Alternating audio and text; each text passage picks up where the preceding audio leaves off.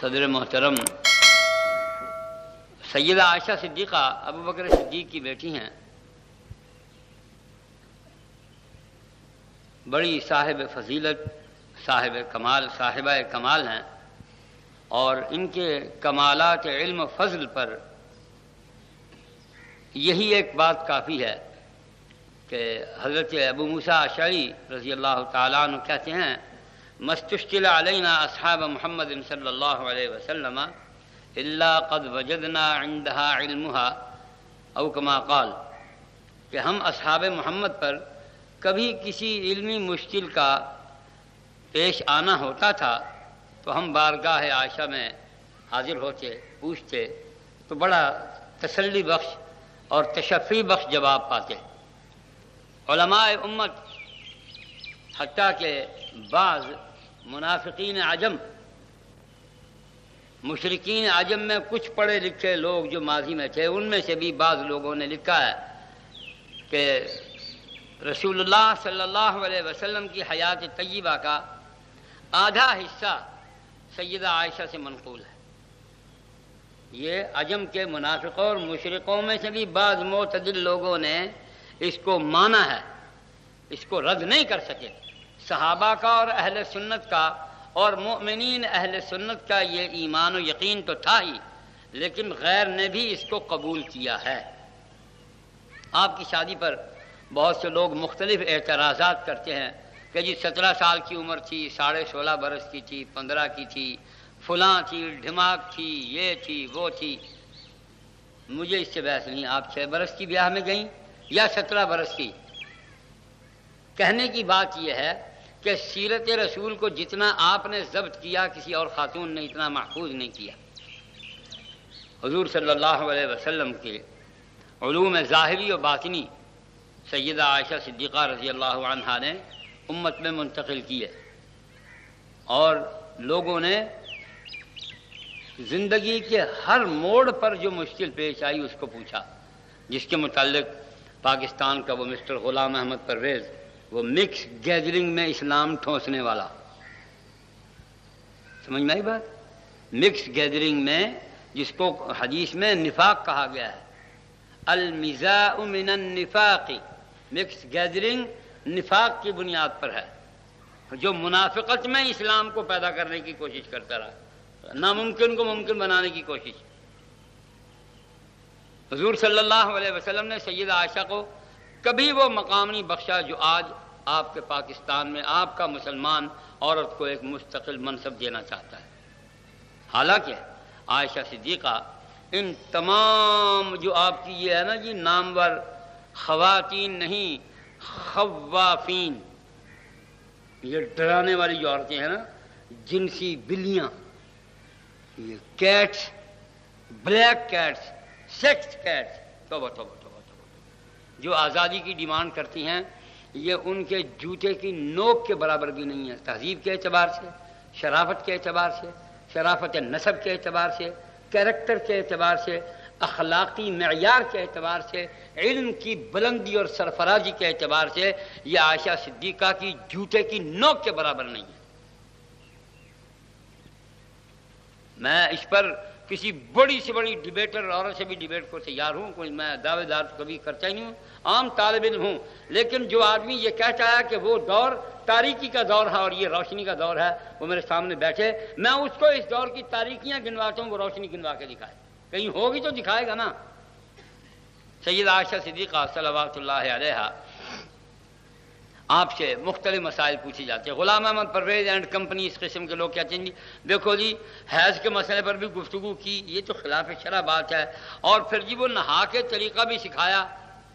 یہ اعتراضات ان بیچاروں کو پر مسلط کیے جاتے ہیں جن کو اسلام کی الف با تا سا جیم یا کا بھی پتہ نہیں ہوتا، یہ نہیں بتاتے پوچھنے والا کون ہے، صورت کیا تھی۔ پوچھنے والے ہیں آپ کے بھانجے عبداللہ ابن زبیر یعنی بی بی اسماء کے بیٹے، اور یہ آپ کے لے پالک ہیں، حضرت عائشہ نے انہیں گودو لے کے پالا ہے، انہی کے گھر میں جوان ہوئے، رہے زندگی بھر ان کے ساتھ، جنگ جمل اور جنگ صفین میں اور باقی تمام جتنے بھی یہ متنازع مسائل ہیں ان میں عائشہ صدیقہ کے ساتھ ہی رہے۔ صحابہ نے ان کے ذریعے پوچھا رسول اللہ کیسے نہاتے تھے، پھر عائشہ صدیقہ نے ان کو ڈائریکٹ نہیں بتایا، لباس پہنا ہوا ہے، درمیان میں پردہ لٹکایا ہوا ہے، پردہ لٹکائے ہوئے کہ پردے کی اوٹ میں بیٹھ کے اپنے لباس کی صورت میں، لباس اتارا نہیں، ان کو نہا کے بتایا کہ بیٹا حضور یوں نہایا کرتے۔ دیکھیے یہ ایک بڑا گھریلو سا مسئلہ ہے، آپ بھی نہاتے ہیں، میں بھی نہاتا ہوں، ہندو بھی نہاتا ہے، سکھ بھی نہاتا ہے، پارسی بھی نہاتا ہے۔ یہ بڑا ڈیماگوگ ہے، یہ گوری چٹی چمڑی والا شیطان کا بچہ، اس نے ہماری زندگی میں تبدیلیاں پیدا کر دیں، شعور اور فکر کی راہیں بدل ڈالیں۔ یہ یورپ کا خنزیر یہ بھی نہاتا ہے، لیکن کیسے؟ ہم محمد رسول اللہ کی امت کہلاتے ہیں، ہمارے اور ان کے غسل میں فرق ہونا چاہیے کہ نہیں؟ اگر نہیں تو ٹھیک ہے، عیش کرو، پھر امتی کیوں کہلاتے ہیں ہم؟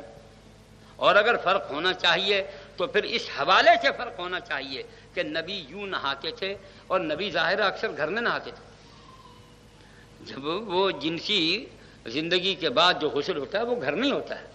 بہت کم لوگ ہیں جو گھر میں 5,000 روپے کا یا 50,000 روپے کا غسل خانہ بنانے کے باوجود مسجد کے غسل خانے میں ہی آ کے نہاتے ہیں۔ ایسے شیردل لوگ بھی موجود ہیں ہمارے معاشرے میں کہ باقی سارے کام کاج گھر میں، نہانا مسجد میں، نماز نہیں پڑھنی، نہا کے اور وہ گئے۔ تو سیدہ عائشہ صدیقہ نے گھر کی زندگی ضبط کی، جس کو ہمارے مولویوں کی زبان میں کہتے ہیں منضبط کرنا، یعنی اس کی تمام جو گوشے ہیں ان کو محفوظ کیا، لکھ کے نہیں، دل و دماغ میں۔ اور علمہ رسول اللہ صلی اللہ علیہ وسلم، آپ کو یہ سب کچھ سکھایا پڑھایا حضور نے تھا صلی اللہ علیہ وسلم۔ اور پھر آپ کی زندگی کا سب سے بڑا ایک خوفناک اور انوکھا واقعہ کہ سیدہ عائشہ صدیقہ پر تہمت لگتی ہے کہ آپ جنگ میں ساتھ گئیں، واپسی پر لیٹ گئیں، بھول ہو گئی، سمجھا قافلہ گزر گیا، کوئی نہ کوئی تو پلٹے گا، چادر اوڑھ کے لیٹ گئی۔ ایک صحابی بعد میں آ رہے تھے، انہوں نے پوچھا کون ہے تو؟ لمبا واقعہ ہے۔ اس میں جو سب سے خوبصورت بات ہے کہ حضور صلی اللہ علیہ وسلم فیصلہ نہیں کر پا رہے کہ نکال دوں، رکھ لوں، کیا کروں۔ ابو بکر کو بلایا، تو بتا، کہنے لگے میری تو بیٹی ہے، میں کیا کہہ سکتا ہوں، خاموشی کے سوا میرے پاس تو چارہ کار نہیں ہے۔ علی مرتضیٰ کو بلایا کہ تجھے گھر میں پالا ہے، تو بھائی ہے، تیرے ساتھ بڑے مراسم اور تعلقات ہیں، بتا۔ کہنے لگا یا رسول اللہ نکال دیجیے، عائشہ کو گھر سے نکال دیجیے، وَلَكَ نِسَاءٌ كَثِيرَةٌ، آپ کے لیے عورتیں اس سے زیادہ خوبصورت میں پیش کروں گا۔ لیکن حضور صلی اللہ علیہ وسلم نے سیدنا علی مرتضیٰ رضی اللہ تعالیٰ عنہ کی اس رائے کو رد فرمایا، قبول نہیں فرمایا۔ سمجھے آپ؟ جو لوگ کہتے ہیں، یہ جھوٹی روایت آپ کے کانوں میں ٹھونستے ہیں، الحق مع علی والعلی مع الحق، یہ کہیں نہیں ہے، اس روایت کا کوئی سر پیر ہی نہیں ہے۔ اگر ایسی بات ہوتی کہ حق اور علی لازم و ملزوم ہوتے تو یہاں حق کوئی فیصلہ سناتا نا، لیکن حق تو یہاں ڈگمگا گیا، نبی کی منشا کے خلاف فیصلہ دیا۔ اور نبی کریم صلی اللہ علیہ وسلم نے سیدنا علی کے اس رائے کو اور فیصلے کو قبول نہیں فرمایا، نہ صرف یہ کہ قبول نہیں فرمایا بلکہ رد کیا۔ اور اس کی دلیل کیا ہے کہ رسول اللہ صلی اللہ علیہ وسلم کے گھر میں عائشہ اس کے بعد بھی رہیں۔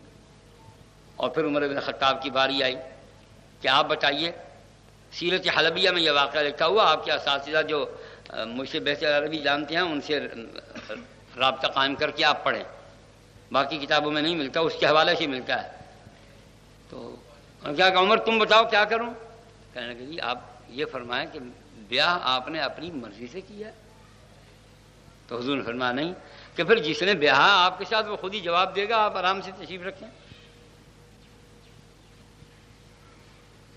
اس کے بعد ایک دن حضور صلی اللہ علیہ وسلم گھر میں تشریف لائے اور پوچھنے لگے این عائشہ، عائشہ کہاں یا عائشہ؟ تو وہ ان کی صورت حال یہ تھی کہ رو رو کے غم کے مارے نڈھال ہو چکی تھی اور یہاں آنسوؤں سے لکیر پڑ گئی تھی، اس تسلسل سے آنسو بہے اور فرماتی ہیں جی چاہتے ہیں کہ زمین پھٹے اور میں گڑ جاؤں۔ حضور علیہ الصلوۃ والسلام گھر تشریف لائے، یا عائشہ برأک اللہ، عائشہ تجھے اللہ نے بری کیا، یہ نہیں فرمایا میں نے بری کیا۔ تاریخ کا یہ بڑا عظیم الشان واقعہ ہے، اس کے مقابلے کا دنیا بھر میں تہمتوں کے رفع کرنے کا کوئی واقعہ نہیں کہ نبی خاموش ہے، خاموش ہے، مہر سکوت ہے لب پہ، عملی زندگی میں پریشانی اور اضطراب کے سمندر میں غوطہ چلنا۔ کبھی علی سے پوچھتے ہیں، کبھی ابو بکر سے پوچھتے ہیں، کبھی عمر سے پوچھتے ہیں، کبھی کسی سے پوچھتے ہیں کہ بتاؤ میں کیا کروں، میری زندگی کس مصیبت میں پڑ گیا میں۔ آپ بھی تو غور فرمائے نا، نبی ہے جس کا عمل پوری کائنات کے لیے رہنما ہے، قانون ہے، حجت ہے، شریعت ہے، ایک ایک اشارہ ابرو اور ایک ایک جنبش لب قانون ہے، وہ خاموش ہے۔ کیوں خاموش ہے؟ جب تک اللہ نے نہیں کہلوایا آپ نے کہا نہیں، اور پھر جب سیدہ کو یہ کہا گیا کہ برأک اللہ، تجھے اللہ نے بری کر دیا، تو وہ بھی اللہ کے شکر کے طور پر فرمانے لگی تو پھر یہ اللہ کا احسان ہے، آپ کا ہم پر کوئی احسان نہیں ہے۔ صاحب کہا سیدہ عائشہ صدیقہ نے کہ اللہ کی نعمت ہے، یہ اللہ کا احسان ہے، آپ کی طرف سے تو کوئی کمال نہیں ہے۔ پریشانی ہوں گی آپ کو کہ یہ عورت نبی کے سامنے ایسے بولتی ہے۔ ایک صاحب نے لکھا ہے نا کہ بڑی زبان دراز بھی تھی، بھائی وہ صاحب جاہل ہیں، وہ انٹرنیشنل جاہل ہیں، انہیں یہ معلوم ہونا چاہیے کہ وہ خامد بیوی بھی تھے، اور خامد اور بیوی کی گفتگو مرید، متوسل اور متبع مسترشد اس سے مختلف ہوتی ہے۔ آپ کہیں گے جتنے اللہ والے دفن ہو چکے ہیں یا کوئی اللہ والا زندہ ہے تو اس میں اس کے گھر میں چھوٹے بچوں کو بھیج کے دیکھ لیجئے کہ خامد بیوی کی باہمی گفتگو، کیا عید آ رہی ہے نا، اس نے کہنا ہے کہ جی بچوں کے لیے کپڑے، جوتے، ٹوپی، گھر کے لیے کچھ ڈیکوریشن پیس، حضرت صاحب فرمائیں گے میں کہاں سے لاؤں؟ کہا پھر شادی کاہے کو کی تھی؟ بیگم کا حق، بیوی کا حق جو ہے وہ تو برابری کی سطح پر ہے، برابری کی سطح پر ہے۔ تو سیدہ عائشہ صدیقہ ہوں یا سیدہ حفصہ رضی اللہ عنہما، وہ نبی کریم علیہ التحیۃ والتسلیم سے اگر گفتگو فرماتی ہیں تو برابری کی سطح پر، کیونکہ وہ بیوی ہیں، گھر میں راج پاٹ انہی کا ہے، اور یہ نبی کے حکم سے گھر میں راج پاٹ عورت کا ہے کہ والمرأۃ راعیۃ علی بیت زوجہا، عورت اپنے خامن کے گھر کی حاکمہ ہے، بازار کی نہیں۔ آپ نے گھر میں اس کی حکومت چھین کے بازار میں اس کی حکومت قائم کر دی، لبرٹی مارکیٹ میں، شاپنگ سینٹرز میں، پان کی دکان پر عورت آپ کو پان لگا کے دے، کل آپ کو کہیں گے بھی شیو بھی عورت ہی کرے ہماری، وہ بیوٹی پارلر تو بن گیا، عورت بیوٹی پارلر کی حاکمہ نہیں ہے، بینک کی حاکمہ نہیں ہے، بازار کی نہیں ہے، شاپنگ سینٹرز کی نہیں ہے، وہ آپ کی اسسٹنٹ نہیں ہے، وہ گھر کی حاکمہ ہے۔ بقول رسول والمرأۃ راعیۃ علی بیت زوجہا، قانون ہے، اور اس میں تبدیلی کرنے والا بدترین انسان ہے، ناقابل معافی جرم ہے معاشرے کا یہ کہ نبی نے معاشرتی قانون جو بنایا اس کو نہ صرف یہ کہ چینج کیا بلکہ اس کو اٹھا کے پھینک دیا۔ کھوتی بیچنی ہو عورت دی فوٹو، کتا بیچنا ہو عورت دی فوٹو بیچ دو، نہیں بھی اخبار چھپ رہے۔ جنگ میگزین کو اٹھا کے دیکھیے، 30 کتوں کی فروخت کے لیے 30 عورتوں کا فوٹو ساتھ تھا۔ یہ مقام دیا آپ نے عورت کو، اور نبی نے کیا مقام دیا؟ یہ سیدہ عائشہ صدیقہ کے منصب کو ملاحظہ فرما لیجئے، عثمان ابن عفان ہے تو وہاں سے پوچھتے ہیں، عمر ابن خطاب بھی پوچھتے ہیں، ابو بکر صدیق باپ ہیں، لیکن جب دروازہ کھٹکھٹاتے ہیں تو کہتے ہیں افتحی یا امنا، اے ہماری ماں دروازہ کھول۔ جرت نہیں ہوتی یہ کہے کہ یا بنتی، اے میری بیٹی عائشہ دروازہ کھول، نہیں، یا امی، میری ماں دروازہ کھول۔ اور پھر بعض مسائل پر گفتگو ہوتی ہے، پوچھا جاتا ہے، یہ منصب دیا ہے نبی نے عورت کو، وہ نہیں دیا جو آپ کو یہ سم ڈیماگوگز، جانور، یورپ کے گدھے، خچر، الو کی جم فاختہ قسم کے لوگوں نے آپ کو جو نظام زندگی دیا، نبی نے یہ نہیں دیا۔ کمپیئر کرو اس کو، جاؤ گھروں میں بیٹھ کے کتابوں کے ذریعے، اپنے جو سیمینارز کے ذریعے، مقابلے بازی کی گفتگو کے ذریعے کمپیئر کرو کون سی زندگی بہتر ہے، محمد الرسول اللہ صلی اللہ علیہ وسلم کی دی ہوئی یا جارج واشنگٹن کی دی ہوئی زندگی بہتر ہے۔ ایک سویلائزیشن نبی نے دیا ہے، ایک سویلائزیشن یہ یورپ اور امریکہ کے جانوروں کا اور سور خوروں نے دیا ہے۔ آپ کس کو اوبلائز کریں گے، کس کو پسند کریں گے؟ اور جس کو پسند کریں گے اسی کے ساتھ آپ کا حشر ہوگا۔ المرء مع من احب، المرء مع من احب۔ ملا کی بات نہیں ہے، ملا کی بات پھینک دو، کک مار دو اس کو، لیکن نبی کی بات کو کک مارو گے تو تمہارا سارا وجود کک آؤٹ ہو جائے گا۔ یہ نبی کی بات، ہماری بات نہیں ہے، پھینک دو ہماری بات کو گلی میں۔ ہم آپ کے آئیڈیل نہیں ہیں، ہم اتھینٹک نہیں ہیں۔ ہاں ہماری نقل بڑی اتھینٹک ہے، اور نقل ایسی مطابق اصل ہے کہ اس کو دنیا کا کوئی آدمی آج تک رد نہیں کر سکا۔ غلام احمد پرویز ٹائپ کے جتنے لوگ تھے ساری زندگی جوتے چٹکاتے رہے، ایڑیاں گھساتے رہے، ناک رگڑتے رہے، لیکن نبی کی کسی ایک بات کو ریجیکٹ نہیں کر سکتے۔ ایک آدمی کہہ دے میں نہیں مانتا، اس کا ہم کیا بولے؟ وہ خدا کو بھی نہیں مانتا۔ میں نہیں مانتا خدا تھوڑے نو جاننا، وہ تھوڑے خدا نے میں نہیں مانتا، مت مانو، ہمیں کیا ہے؟ میں خدا چھوڑا ہی ہوں کہ مجھے نہیں مانو گے تو مجھے غصہ آنا چاہیے۔ تم خدا کو نہیں مانتے، بھاڑ میں جاؤ، مت مانو۔ اس کو منوانے کے بڑے ڈھنگ آتے ہیں۔ سرائے کی چادر ڈو ٹبیا دکھیا فرعون کو، ڈو ٹبیا تیری جی ٹبی چادر آمنت برب موسیٰ و ہارون، دھاڑ یہ میں ملینا۔ اللہ نے کہا آل آنا، اب وقد عصیت قبل وکنت من المفسدین، تو اس سے پہلے سب سے بڑا نافرمان اور سب سے بڑا فتنہ پرداز تھا۔ تو وہ منوانے پہ ہے تو بڑوں بڑوں کو منوا لیتا ہے، کوئی ایسی بات نہیں ہے۔ اور دوسری جنگ عظیم میں وہ لیفٹ لابی کے چودھریوں کو بھی علم ہونا چاہیے کہ وہ تمہارا سٹالین جو تھا نا، جو ڈاکے کے مقابلے میں فرسٹ آ کے پارٹی لیڈر بنا تھا، نظریاتی طور پر نہیں، اس کے چھوٹے بھائی نے ڈاکہ مارا، غالباً 2 لاکھ روبل لوٹا۔ یہ اس کے لیے اس نے اس کو گالیاں دی، بے عزتی کی، کہنے لگا میں تو بیٹھ تو میری جگہ پر، میں تو آتا ہوں، اور اس نے 5 لاکھ روبل راتوں لوٹ کے آ کے پارٹی پر خرچ کیا۔ اس وجہ سے اس کو سب سے بڑا ایوارڈ مل گیا، ہے نور جہاں ایوارڈ ملا تھا اس کو بھی۔ تو یہ زندگی کی تبدیلیاں، راستوں کا انتخاب، آخر ہم کون ہیں، کیوں کرتے ہیں؟ ایک عورت جو بال کاٹ کے بازار میں نکلتی ہے اور ساری ہمہ قسم نگاہوں کا مرکز بنتی ہے، وہ کون ہے؟ اس کا نام فاطمہ ہے، غلام محمد کی بیٹی ہے۔ اس کی ماں کا نام سلیمہ ہے، لا الہ الا اللہ محمد رسول اللہ بھی پڑھتی ہے، اور پھر یہ کام کرتی ہے۔ آخر اس کے پاس وہ کون سی دلیل ہے اور جواز کا کون سا راستہ ہے اس کے پاس؟ حضور صلی اللہ علیہ وسلم کی 11 بیویاں، 4 بیٹیاں، اور باقی صحابہ کی خواتین رضی اللہ عنہن اجمعین، کسی ایک کو شورا کا رکن بنایا ہو، کسی فوجی دستے کا کمانڈر بنا دیا ہو، کوئی دکان کھلوا کے دے دی ہو۔ ابو جہل، ابو لہب اور عتبہ اور شیبہ اور صفوان، ان کے دور سے تو بہرحال ترقی یافتہ دور تھا نا حضور صلی اللہ علیہ وسلم کا، تو اس ترقی کے دور میں نبی نے عورت کے حصے میں کیا دیا؟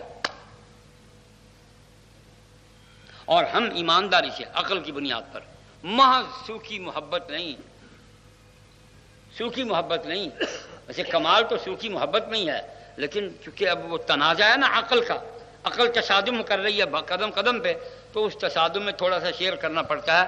عقلی طور پر میں اس بات پر یقین رکھتا ہوں کہ محمد الرسول اللہ صلی اللہ علیہ وسلم کے عہد مبارک و مسعود میں جو علمی، روحی، فکری ترقی ہونا تھی ہو چکی، اس کے بعد اب ڈاؤن ہے، اپ نہیں ہے۔ پھر کسی فرصت میں زندگی رہی تو اس موضوع پر بھی گفتگو ہو سکتی ہے دلائل کے ساتھ۔ استغفر اللہ۔ سید عائشہ صدیقہ کے بارے میں جو تھوڑا بہت عرض کرنا تھا، سیدنا علی رضی اللہ عنہ کے بارے میں بھی کچھ معروضات آپ کی خدمت میں پیش کر دیں۔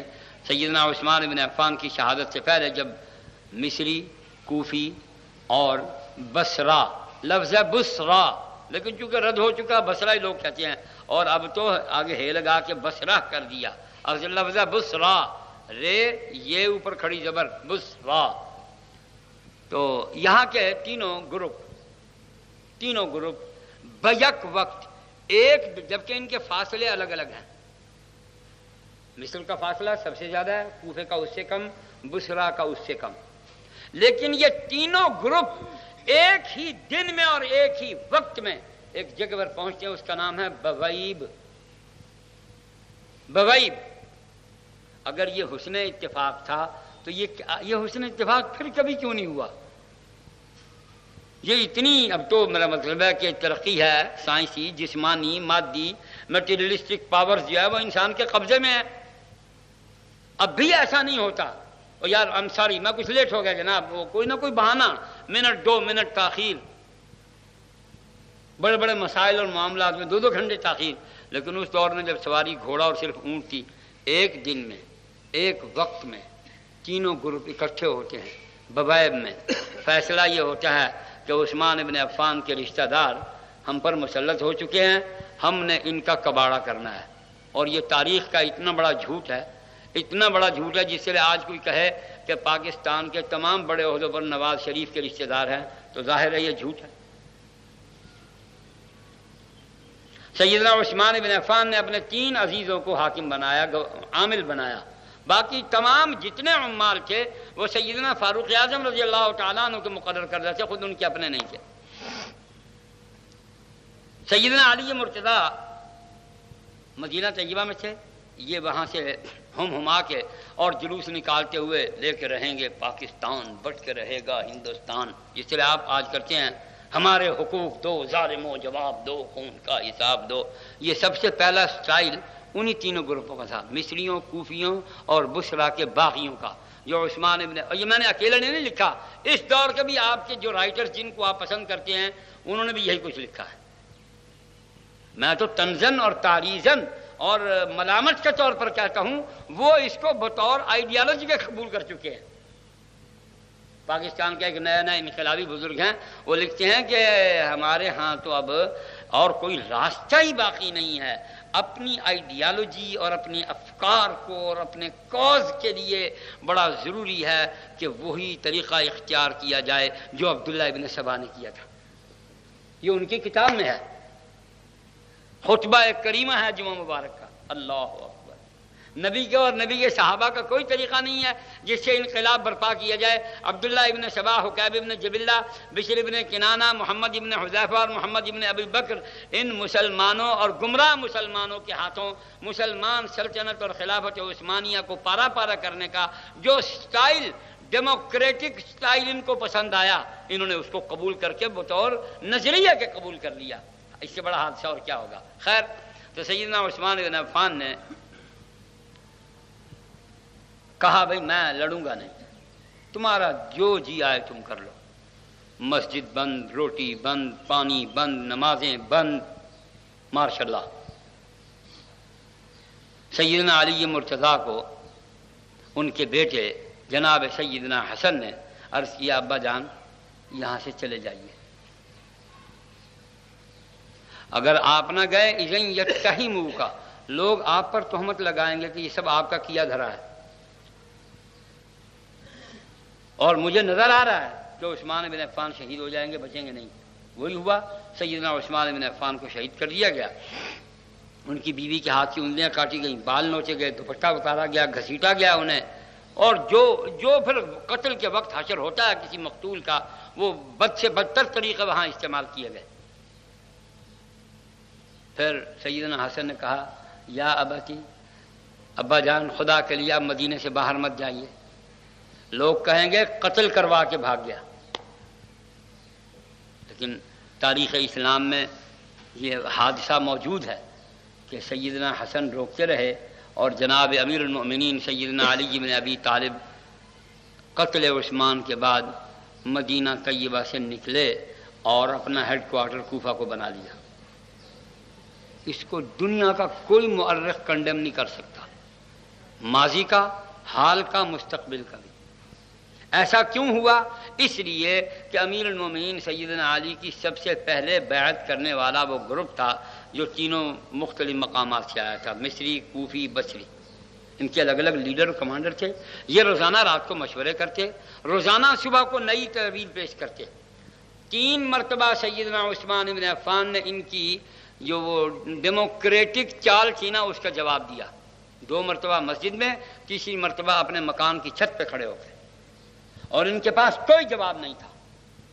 پھر یہ رات کو اکٹھے ہوتے، کہنے لگے صبح کو یہ چال چلیں گے، صبح کو نئی چال چلتے، اس کا بھی رد ہو جاتا، لیکن چونکہ ان کا مقصد اصلاح نہیں تھا، ان کا مقصد فساد تھا، وہ برپا کر کے رہے۔ رسول اللہ صلی اللہ علیہ وسلم کی زوجہ عالیہ سیدہ ام حبیبہ لقب ہے جن کا، اور نام ہے ان کا رملہ۔ لفظ رملہ کو برا مت کہا کرو بھائی، آپ کے منہ سے لوگ بہت سی باتیں کہلوا دیتے ہیں، آپ نادانستہ کہہ اٹھتے ہیں کچھ تھوڑی سی اپنی۔ ہمیں تو کہتے ہیں کہ مولوی ہیو اے پور نالج اینڈ یو، آپ بھی تو پور نالج ہی رکھتے ہیں نا، دین اور دینیات کے بارے میں اور دینی ہسٹری اور دینی نفسیات کے بارے میں آپ کے پاس کچھ نہیں ہے۔ معافی سے یہ بات عرض کرتا ہوں، اس طرح بھی تھوڑا رخ موڑ لیا کریں، پڑھیں۔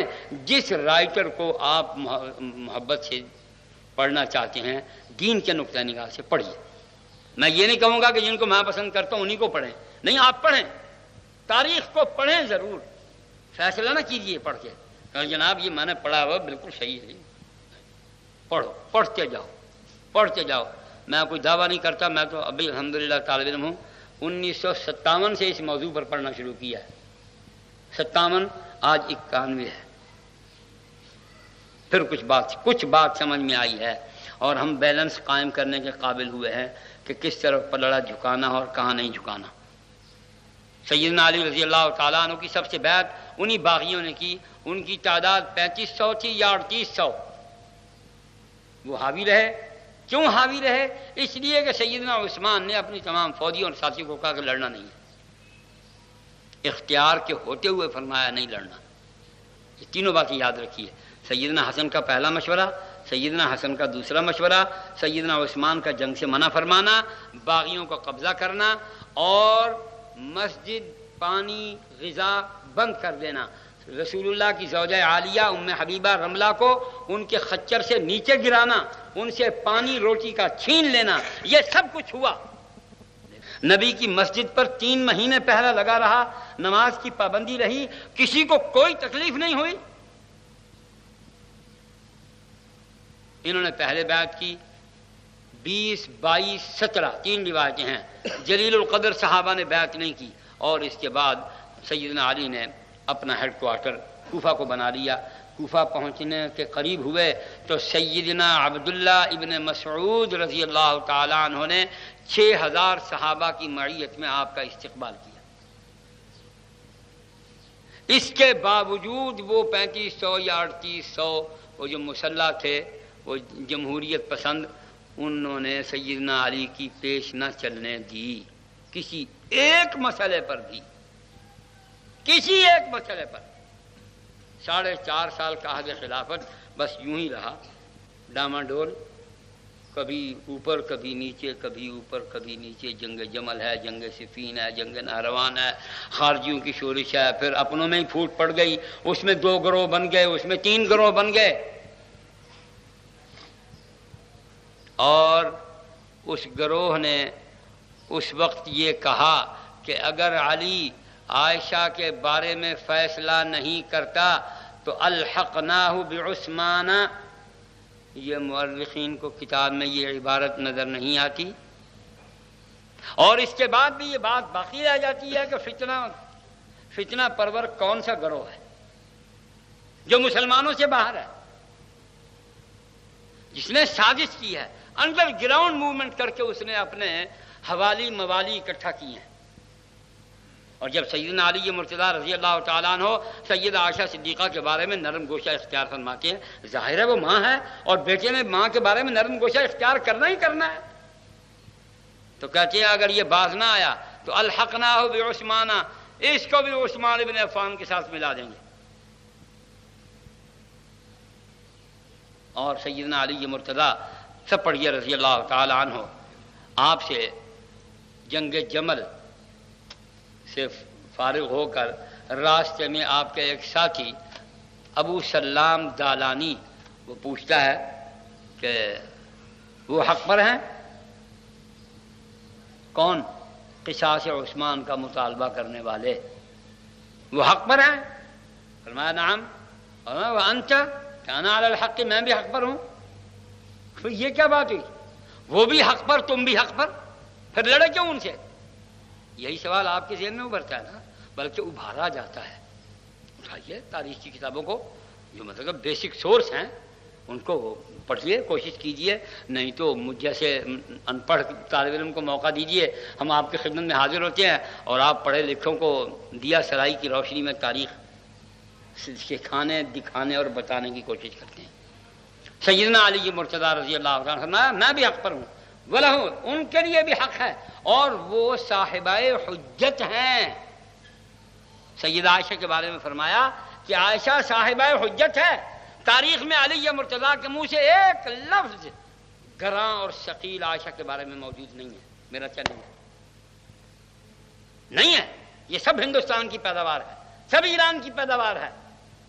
مشرکین عجم اور منافقین ہند نے اپنی طرف سے، ہم پی ایچ ڈی کر کے آئے ہیں جی شکارپور سے اور ہونولولو سے، یہ جتنے پی ایچ ڈی کر کے آتے ہیں نا نام نہاد تاریخ کے چودھری اور ٹھیکیدار، یہ ان کی بدماشی ہے۔ تاریخ میں ایک لفظ نہیں ہے اماں جان کے بارے میں جناب سیدنا علی کے منہ سے۔ میرا چیلنج ہے، کوئی ڈھونڈ کے دکھاؤ۔ یہ میں جو آپ کو بتا رہا ہوں، جس کا آخری بند اب سناتا ہوں آپ کو، کہ ابو سلام نے کہا پھر یہ لڑے کیوں تم، کیا ہوا تمہیں؟ میں ان کے لیے بھی دلیل ہے، ہمارے لیے بھی دلیل ہے، اور میں تمہیں کہتا ہوں کہ کفو ایدیکم والسنتکم عن ہؤلاء القوم، ان لوگوں کے بارے میں اپنی زبان اور اپنا ہاتھ دونوں روکو۔ تو کون کہتا ہے؟ سیدنا علی، جن کے ذمہ یہ لگایا جاتا کہ جناب وہ تو چل کے آئے عائشہ سے لڑنے کے لیے۔ ایسا نہیں ہے۔ سیدنا علی مرتضیٰ سوئے ہوئے تھے، سیدہ عائشہ اور ان کا گروپ سویا ہوا تھا، یہ نہیں سوئے تھے۔ یہ ڈیموکریٹک گندے انڈے یہ نہیں سوئے، جاگ رہے تھے۔ انہوں نے رات کے تیسرے پہر میں سیدہ عائشہ کے کیمپ پر حملہ کیا، اور مشہور یہ کیا کہ انہوں نے دھوکہ دیا علی کو اور علی کے ساتھیوں سے دھوکہ کیا۔ آپ تاریخ کو اٹھائیں، جہاں بھی آپ کو گڑبڑ نظر آتی ہے اس کے پس منظر میں شکست خوردہ یہودی اور شکست خوردہ ایرانی ہیں، نہ ہو پروو کرنا میرا کام ہے۔ 2 اور 2 4، بالکل سورج جس طرح آسمان کے کلیجے میں ہوتا ہے یوں آپ کے سامنے بات آئے گی۔ اور یہ جو پی ایچ ڈی کر کے آتے ہیں نا، یہ پی ایچ ڈی کسی مسلمان سے نہیں کرتے۔ وہ پڑھ دے نا کافرہ کو لوں کہ کافر کی میں ہی کو حق نصابے۔